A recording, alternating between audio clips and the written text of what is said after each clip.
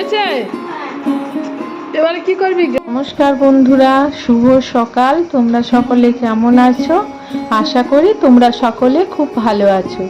আমার উপহার in village ব্লগে তোমাদের সকলকে স্বাগত জানাই। তোমরা সবাই দার্জিলিংয়ের টাইগার হিল থেকে সূর্য ওঠা দেখেছো, আর আজকে আমি তোমাদের সুন্দরবনের রাস্তা থেকে দাঁড়িয়ে সূর্য ওঠা দেখাচ্ছি। তবে সূর্যটা একটু উঠে গিয়েছে আর হালকা একটু মেঘলা আকাশ করেছে। ওই দেখেছো যেখানে সূর্যটা, তার ওপরের আকাশটা একটু হালকা মেঘলা মেঘলা হয়ে আছে। তো সেই কারণে বেশি যে ওই যে যখন লাল দৃশ্যটা আসছিল তখন কিন্তু আমি ঠিক নিতে পারিনি। আর এখন একটু মেঘলা মেঘলা বলেও একটু মানে কালো কালো লাগছিল। আর এখন একটু বেশ রোদ উঠে গিয়েছে, দেখো ঝলমল করছে একেবারে আকাশটা। আর এগুলো দেখছো তো, এগুলো এই গাছগুলো একদম কাঁটায় কাঁটা ভর্তি। এগুলোকে সুন্দরবনে আমাদের এখানে বলে গুয়ে বাবলা, আবার কেউ বলে গুয়া বাবর, এরকম একটা নামে পরিচিত এই গাছগুলো। আর এখানে কি দেখা যাচ্ছে বলো তো, পেঁপে গাছে 4টে পেঁপে পেকে আছে। আমি আগেও একটা ব্লগে দেখিয়েছি যে গাছে পেঁপে পেকেছে, কিন্তু পেঁপেগুলো পাড়া যাচ্ছে না, এত লম্বা গাছ। তো আজকে মোটামুটি এদের পাড়া হবে, সেই ব্যবস্থা নেওয়া হয়েছে। আর বলতে বলতেই পাকা পেঁপে তো লাঠি লাগানোর সঙ্গে সঙ্গেই সে একেবারে নিচে পড়েছে। আর মা তো জাল নিয়ে নিচে দাঁড়িয়ে আছে, কিন্তু মার জালে পড়েনি। তো পেঁপেটা দেখো কি সুন্দর পেকেছে, কিন্তু পেঁপেটা ফাটেনি, পড়ে গিয়েছে, তবুও ফাটেনি। তবে আজকের কিংবা কালকের কেটে খেয়ে নিতে হবে, না হলে কিন্তু অনেকটাই নরম হয়ে যাবে। তো দেখা যাক, আর একটা ওপরে এবারে লাঠি দিয়ে তার পেছনে লাগা হয়েছে, তো দেখা যাক কি হয়। মা কিন্তু নিচে জাল নিয়ে দাঁড়িয়ে আছে, ওই সে আবারও মার জালে আবারও পড়েনি, মা ব্যর্থ। তবে এটা কিন্তু কাঁচা পড়েছে, এটা পাকা পেঁপে পড়েনি, এটা কাঁচা পেঁপে পড়েছে।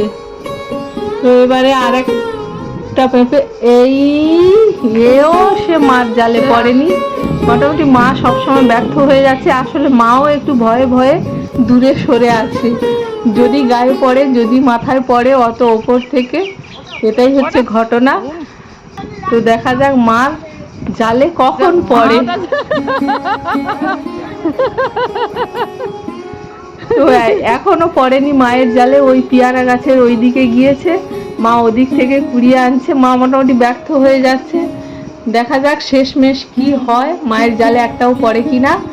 তো 4টে পেঁপে আমাদের পাড়া হয়ে গিয়েছে, তার মধ্যে একটা কাঁচা। এইবারে মা ঠিকঠাক ধরেছে, কারণ এবারে পেঁপেটা ছোট খাটো, আর ভয় পাচ্ছে না। দেখা যাক এটা কি হয়। এইটা অবশেষে মার জালে পড়েছে, এইটা অবশেষে মার জালে পড়েছে। তবে আর একটা ওপারে পড়েছে ছোট মতো। তো অবশেষে পেঁপেগুলোকে পাড়া গেল, আর পেঁপেগুলো বেশ ফাটলো না, অক্ষত রইল, পড়লেও নিচে ফাটেনি। মানে সব তাজা আছে, প্রচণ্ড রোদে একটুখানি মনে হয় টান মতো পড়েছে, এই কারণে মনে হয় পেঁপেগুলো পড়ে গিয়েও ফেটে যায়নি। দেখো এই 5টা পেঁপে, 5টা নয় 6টা পেঁপে পাড়া হয়েছে, তার মধ্যে একটা কাঁচা, আরগুলো পাকা। হ্যাঁ 6টা, এই তো 6টা, একটা কাঁচা আর বাকিগুলো পাকা। তো এটা হচ্ছে পরের দিন দুপুরে। পেঁপেগুলো ওই দিন আর কাটা হয়নি, যে রেখে কাটলে ভালো হবে যদি ভেতরটা না হয়। তো আমার ভাইপো একটা পাঁপড় খাচ্ছিল, পাঁপড় ভাজাটা ভালো, ওটাই জানালো। আর দেখো মা এখানে পেঁপেগুলো কাটছে, মোটামুটি মনে হয় গোটা 3 পেঁপে কাটা হচ্ছে আজকে, অনেকগুলোই থালাতে মা কাটছে। আর আমরা ওই থালা থেকেই সবাই তুলে নিয়ে নিয়ে খাচ্ছি। কি সুন্দর লাল টুকটুকি হয়ে গিয়েছে, দেখো লাল নয়, এটা মানে ডিপ হলুদ, ডিপ হলুদ হয়ে পেকেছে। আর মিষ্টি আছে, আর বড়টা তো খুব ভালো মিষ্টি, ছোটগুলোও বেশ ভালো মিষ্টি। এই আমরা একটা একটা করে থালা থেকে তুলে নিয়ে নিয়ে খাচ্ছি। তবে পেঁপেটা আমাদের গাছের তলাতে বসে খেলেই বোধ হয় আরো বেশি ভালো লাগতো আর কি। তো আপাতত যাই হোক, আমরা মা রান্নাঘরে বসে কাটছে, আমরা ওখানেই খাচ্ছিলাম। আর চলে এসেছি দেখো দুপুরের খাওয়ার পরে। 2 পাণ্ডব বসেছে, 2 পাণ্ডব বসে কি করছে দেখো, ওরা একটু স্টাইল দিয়ে খাওয়ার চেষ্টা করছিল আর কি। কি খাচ্ছো? Amul butter Scotch? হ্যাঁ, ওরকম স্টাইলে খাচ্ছ কেন? তোমরা কি শরবত খাচ্ছ নাকি? তো আমাদের জন্য ছিল কর্নেটো, তো আমরা ওটাই চেটেপুটে খাচ্ছিলাম। তো ছেলে পাশে এসে বসলো, তাই বললাম বাবা তোমারটা একটু খেয়ে দেখি কেমন। বলছে না না, এর স্বাদের ভাগ হবে না। তো আমরা খাওয়া দাওয়ার পরে দুপুরে প্রচণ্ড গরমে একটা করে সবাই আইসক্রিম খাচ্ছিলাম। আর ওরা আবার আইসক্রিমটা খেতে খেতে বাইরে রেখে এসেছিল। ওরা তো আমার আগেই খাচ্ছিল, কিন্তু খেতে খেতে ওরা বাইরে রেখে এসেছিল কেন, নাকি আমাদের পরে খাবে বলে। তো এখন এসে আমাদের সঙ্গে বসে বসে খাচ্ছিল। তো আমাদের খাওয়া দাওয়া শেষ, আইসক্রিম। তো এবারে ওরা কি করছে দেখো। হয়েছে? এবারে কি করবি? গ্লাসটা জলে ধুয়ে খাবি নাকি?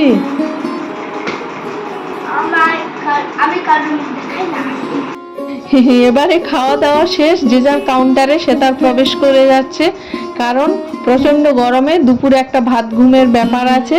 তো আমার আজকের ভিডিওটা এই পর্যন্তই। আমার ভিডিও যদি তোমাদের ভালো লেগে থাকে তাহলে প্লিজ প্লিজ লাইক, শেয়ার এবং সাবস্ক্রাইব করে দিও। বড়দের জন্য রইল আমার প্রণাম, ছোটদের জন্য রইল আমার অনেক অনেক ভালোবাসা ও শুভেচ্ছা।